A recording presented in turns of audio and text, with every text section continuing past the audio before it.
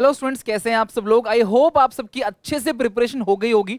अब एग्जामिनेशन कल है और क्लास लास्ट में मैंने आपसे कहा था कि मैं सारे इंपॉर्टेंट टॉपिक हर एक चैप्टर के रिवीजन कराऊंगा आपको। तो अकाउंटिंग जो क्लास थर्ड बुक है यानी कि जो फाइनेंशियल स्टेटमेंट है उसमें हेडिंग सब हेडिंग का टॉपिक है, एक बार लास्ट में रिवीजन करके जरूर चले जाना। मे बी क्लास कोई भी क्वेश्चन क्लास हेडिंग सब हेडिंग का पूछ ले कि इस चीज का मेन हेड क्या है, इसका सब हेड क्या है, ये किसके अंडर आता है। तो एक बार 10 मिनट लगा के क्लास इसको जरूर रिवीजन कर लेना क्लास सारा का सारा। सबसे पहले से कॉल्स इन एरियर है तो आपको पता होना चाहिए जो कॉल्स इन एरियर है वो होता क्या है क्लास, शेयर होल्डर ने पैसा नहीं दिया तो वो calls in arrear subscribe share capital से माइनस करके दिखाते हैं। कॉल्स इन एरियर जितने भी इंपॉर्टेंट थे क्लास मैंने पहले भी कराया, आपको बस लास्ट में रिवीजन कराना आया हूं। हार्डली 10 मिनट्स के अंदर आपको सारा रिवीजन करा दूंगा। सब्सक्राइब शेयर कैपिटल से कॉल्स इन एरियर को माइनस करते हैं। मेन हेड आता है shareholder fund. Balance sheet में liability side equity and liabilities में सबसे पहला आता है shareholder fund, long term debt यानी कि नॉन करेंट लायबिलिटी और current liability. Pending on allotment भी क्लास आप लिख सकते हो, बट जो मेजर तीन है वो यही है class, non current liability, current liability और shareholder fund. Shareholder fund जो है वो मेन हेड है और उसके अंदर आता है क्लास क्या, share capital, reserve and surplus. उस शेयर कैपिटल के अंदर जो है वो आता है सब्सक्राइब शेयर कैपिटल। तो कॉल्स इन एरियर जो है वो सब्सक्राइब शेयर कैपिटल से माइनस होता है और मेन हेड क्या है, shareholder fund. Share forfeit capital account, जो शेयर हमने जब्त कर लिया शेयर होल्डर से, जो पैसा उन्होंने दे दिया हमने वो फॉरफिट कर लिया, वो प्लस कर देंगे सब्सक्राइब शेयर कैपिटल में और मेन हेड वही share holder fund. Calls in advance current liability है। कॉल्स इन एडवांस समय से पहले जो पैसा नहीं मंगवाया शेयर होल्डर ने वो पैसा भी दे दिया तो वो class calls in advance current liability है। और जो सब हेड है इसका वो है अदर करेंट लायबिलिटी। जहां क्लास नहीं पता कुछ भी आपको समझना वो अदर के अंदर आएगा। नॉर्मली जितनी चीजें मैंने कवर की हैं उम्मीद है उसके अंदर से ही पूछ लिया जाए। अनक्लेम डिविडेंड, क्लेम नहीं किया डिविडेंड, अनक्लेम डिविडेंड, ये भी करंट लायबिलिटी है और सब हेड क्या है, other current liability. Debenture, long term loan, long term borrowing, term deposit, public deposit. ठीक है, मतलब पब्लिक डिपॉजिट या जो आप ये कह रहे हो लॉन्ग टर्म लोन है, टर्म डिपॉजिट तो अलग हो गया वो हटाओ।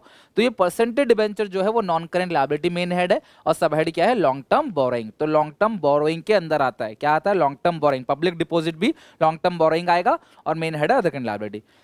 किसी भी टाइप का रिजर्व आ जाए, general reserve, security premium reserve, debenture redemption reserve, capital reserve class, उसके बाद सब्सिडी रिजर्व आ जाए या statement of P and L यानी कि प्रॉफिट। लेकिन ये जो statement of P and L है डेबिट, अच्छा ये स्टेटमेंट ऑफ पेंडल है प्रॉफिट और डेबिट, तो इसका जो मेन हेड है वो है क्लास शोल्डर फंड और जो सब हेड है वो रिजर्व एंड सरप्लस। सारे रिजर्व रिजर्व में आते हैं, प्रॉफिट और लॉस सरप्लस में आता है। अगर प्रॉफिट है तो प्लस में दिखेगा, लॉस है तो माइनस में दिखेगा। अभी बोलो इतनी चीजें क्लास क्लियर अच्छे से, एक बार क्विक रिकैप ले लो, हरी मत करो क्लास, आराम से हो जाएगा। क्विक रिकैप लेके चलो क्लास, जैसे मैं हर एक इंपॉर्टेंट टॉपिक आपको बिफोर एग्जाम मैंने कहा था कराऊंगा, क्योंकि मुझे पता है कि तुम क्या भूल जाओगे, मैं जानता हूं तुम कहां क्या गलती करोगे, लास्ट में तुम्हें क्या चाहिए। एज ए स्टूडेंट क्लास हमेशा मैंने पढ़ाया है कि मैं एक स्टूडेंट हूं तो मुझे पता है क्लास ये चीज आपको चाहिए रिवीजन के लिए। ओके, ये हो गया अच्छे से।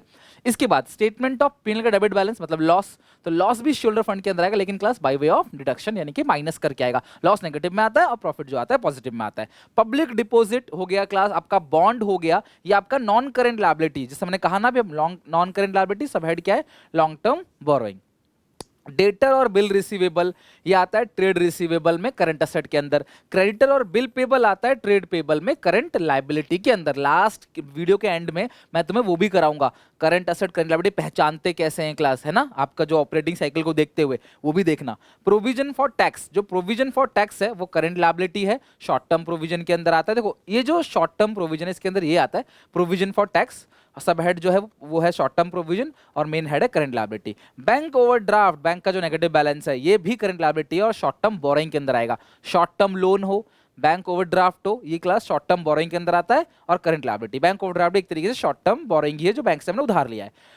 Very important class, provision for doubtful debt, तो provision for doubtful debt current asset है और डेटर से माइनस करके दिखाते हैं। डेटर मतलब ट्रेड रिसीवेबल, अगर ऑप्शन में आपको डेटर दिया डेटर पर टिक कर देना, ट्रेड रिसीवेबल दिया ट्रेड रिसीवेबल पर टिक कर देना। Loose tool, store, spare part, main head current asset और सब हेड जो है inventory. Loose tool, store, spare part जो इन्वेंट्री के अंदर आता है और मेन हेड क्या है क्लास, करंट असेट। और जिससे आपको एक बात याद आएगी लूज टूल से कि during the calculation of current ratio हमें क्या नहीं लेना होता है class, loose tool.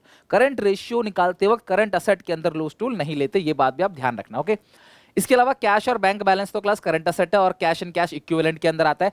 Goodwill, patent, trademark, copyright, licence, franchisee, mining right, trade right, ये सारी चीजें क्लास जो राइट्स वगैरह है ये नॉन करंट असेट है और ये इंटेंजिबल असेट है, ठीक है, फिक्स्ड इंटेंजिबल असेट। अब नाम चेंज हो गया इसका, प्रॉपर्टी प्लांट इक्विपमेंट पीपीई हो गया नाम, ठीक है, अकाउंटिंग स्टैंडर्ड चेंज होने की वजह से। बट अभी आप ध्यान रखो कि गुडविल, माइनिंग राइट, ये सब जो इंटेंजिबल है वो फिक्स्ड इंटेंजिबल असेट है और नॉन करंट असेट है। तो ये थे क्लास सारी के सारे हेडिंग्स, एक बार क्विक रिवीजन हो गया। आई होप कि अगर आज पेपर में कुछ आता है तो आप आराम से कर लोगे। ओके, अच्छा अब ये जो है यहाँ पे कैसे आपको पहचानना है, ध्यान से समझना है क्लास। मैं तुम्हें रूल बता देता हूँ क्लास, एक बार रिपीट कर देता हूँ रूल। अभी हाल फिलहाल में कराया था आपको, इन्हीं 4 दिन में सब चीज तो करा ही दिया। रूल बता देता हूँ, कोई भी चीज अगर ऑपरेटिंग साइकिल के अंदर अंदर है तो वो हमेशा करंट नेचर का ही होगा। कोई भी चीज अगर ऑपरेटिंग साइकिल के अंदर अंदर है तो हमेशा करंट नेचर का ही कहलाएगा। ऑपरेटिंग साइकिल के अंदर अंदर जो है वो करंट नेचर का कहलाएगा। ऑपरेटिंग साइकिल से बाहर अगर चला गया, ऑपरेटिंग साइकिल से बाहर अगर चला गया तो हमें देखना है, अगर वो 12 से भी बाहर चला गया तो क्लास वो नॉन करंट है, अदरवाइज क्लास वो करंट असेट के अंदर होगा। मैं रिपीट कर रहा हूं, कोई भी चीज ऑपरेटिंग साइकिल के अंदर है फिर तो वो करंट है, बाहर चला गया तो क्या वो 12 से बाहर चला गया, अगर 12 से बाहर चला गया तो नॉन करंट है, अदरवाइज वो करंट है। एग्जांपल देके समझाता हूं एक एक करके। सबसे पहला देखो 10, ये ट्रेड पेबल है, आपको बताना current liability non current liability है। ऑपरेटिंग साइकिल 10 महीने का है तो ये 10 से बाहर चला गया, अगर अंदर होता तो करंट ही है, अंदर में तो टेंशन ही खत्म, करंट है। जैसे जैसे मैं दिखाता हूं तुमको क्लास, 18 है ये 15 है तो ऑब्वियस ये करंट लायबिलिटी है, ठीक है।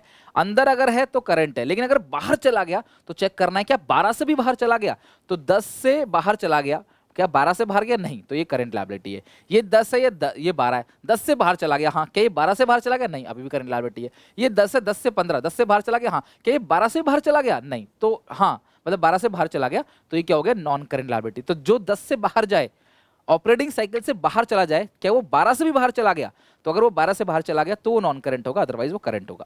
18, 24, 18 से बाहर चला गया, हाँ, क्या ये 12 से बाहर चला गया, हाँ, ऑब्वियसली, तो ये नॉन करंट लायबिलिटी। तो इस तरीके से तुम्हें पहचानना है कौन सी लायबिलिटी करंट होगी, कौन सी लायबिलिटी नॉन करंट होगी। जनरली अगर ये चीज नहीं गिवन होता ऑपरेटिंग साइकिल तो हम मानते हैं 12 महीने का, और 12 महीने के अंदर है तो करंट, 12 महीने के बाहर है तो नॉन करंट। आई होप कि आपकी प्रिपरेशन और अच्छे से हो गई है। जो भी और दिक्कत परेशानी है मुझे कमेंट में मेंशन कर दो, वीडियो पे लाइक दबादब क्लास करो और अपने सारे दोस्तों को शेयर कर दो वीडियो। मेरी तरफ से आप सबका paper class all the best, बहुत अच्छा जाएगा।